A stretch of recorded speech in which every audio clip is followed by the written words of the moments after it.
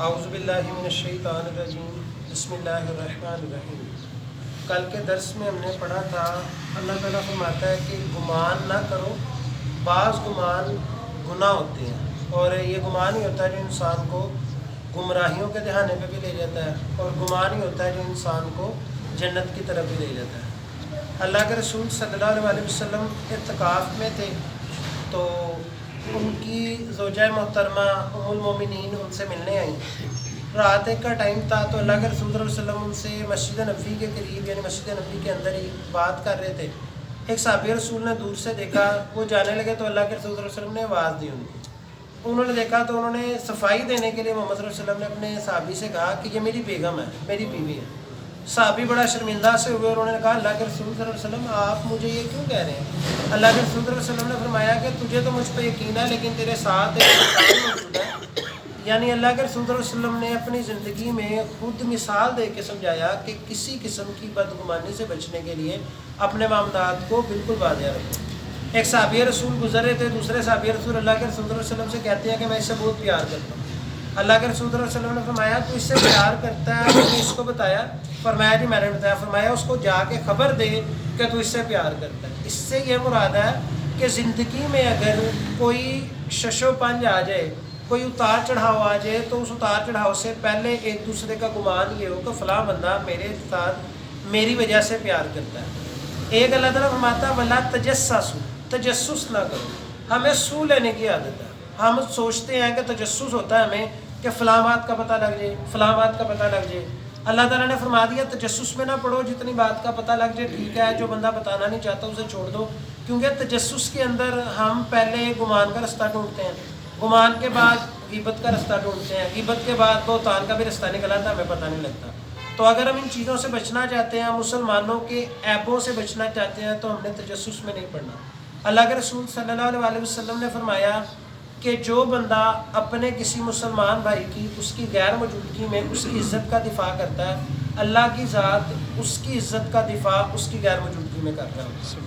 اس کے بعد اللہ فرماتا ہے وَلَا يَغْتَبْ، تم نے غیبت نہیں کرنی۔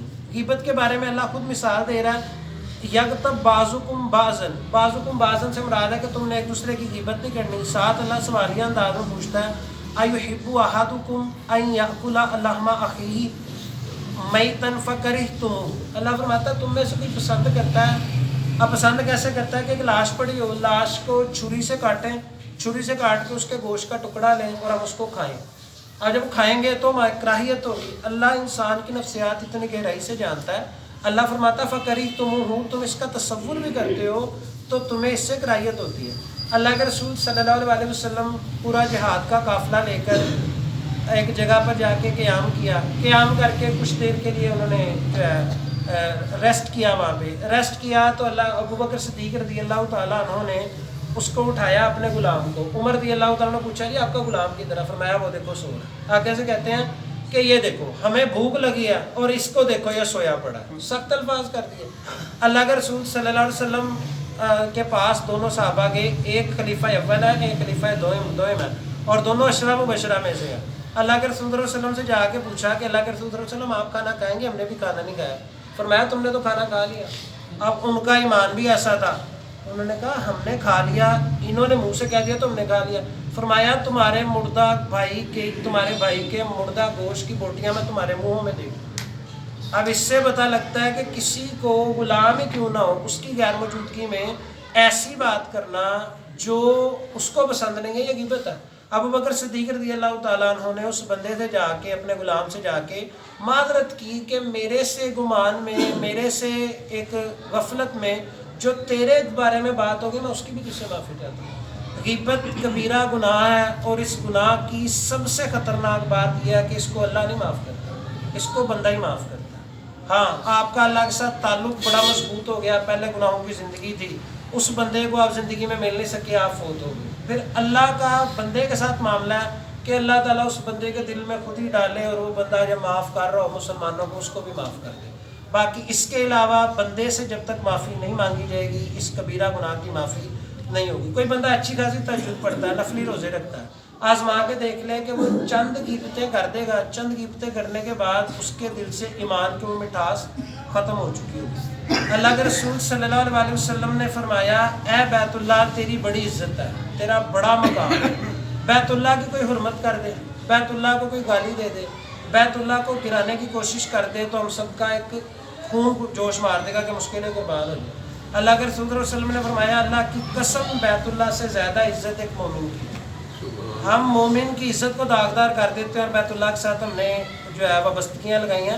بیت اللہ کے ساتھ وابستگیاں اپنی جگہ پہ موجود ہیں، بیت اللہ سے زیادہ حرمت جس مومن کی آ رہی ہے اس کی عزت کا دفاع ہم سب پہ فرض ہے، اور ہمیں تو چاہیے کہ ہم اس کی غیر موجودگی میں اس کی عزت کریں۔ ہم غیبت کرتے ہیں، غیبت کرنے والے کو سمجھایا جاتا ہے کہ غیبت نہ کرو، وہ بڑی دلیری سے کہتا ہے غلط ہمارے منہ پہ بھی کہہ دیں گے، جو منہ پہ کہا جائے گا وہ تانا ہوگا، اور تانا بھی اللہ تعالیٰ نے قرآن میں حرام فرما دیا۔ اس کے بعد اللہ فرماتا ہے ان اللہ تواب الرحیم، یعنی اللہ اگلا رستہ ہے کہ دیتا ہے کہ تم توبہ کر لو، اگر توبہ کرو گے تو اللہ تعالیٰ بڑا ہی مہربان ہے۔ اس کے بعد اللہ تعالیٰ فرما یا ایھا الناس، اے لوگو، اب اس میں صرف مسلمان ایڈ نہیں ہے، اس میں یہودی، عیسائی، کافر، ہندو، جتنے بھی انسان ہیں وہ مسلمان ہیں یا وہ غیر مسلم ہیں، سب کو ہی اللہ نے بیچ میں ایڈ کر دیا۔ انا خلقناکم من ذکر و انثی، ہم نے تمہیں ایک مرد اور ایک عورت سے پیدا کیا۔ اس کے بعد اللہ فرماتا ہے وجعلناکم شعوبا و قبائل، ہم نے تمہیں کنبوں، قبیلوں، برادریوں میں بانٹ دیا، لتعارفوا، تاکہ تمہاری صرف پہچان ہو سکے۔ اللہ کے رسول صلی اللہ علیہ وسلم کا بڑا مشہور خطبہ ہے جمعہ، خطبہ حجۃ الوداع، کہ اللہ کے رسول صلی اللہ علیہ وسلم نے فرمایا کسی اجمی کو کسی عربی پر، کسی عربی کو کسی اجمی پر۔ اس حدیث سے پہلے کے الفاظ ہیں، ان الفاظ سے پہلے کے اللہ کے رسول صلی اللہ علیہ وسلم نے ایک پتھر پر اپنی ایڑی رکھی، اپنا پاؤں رکھا، پاؤں رکھ کے فرمایا تمہاری تہذیب، تمہاری ثقافت، تمہارا تمدن، تمہارا خاندانی فخر، سب کا سب میں اپنی جوتی کے نیچے روند کے جا رہا ہوں۔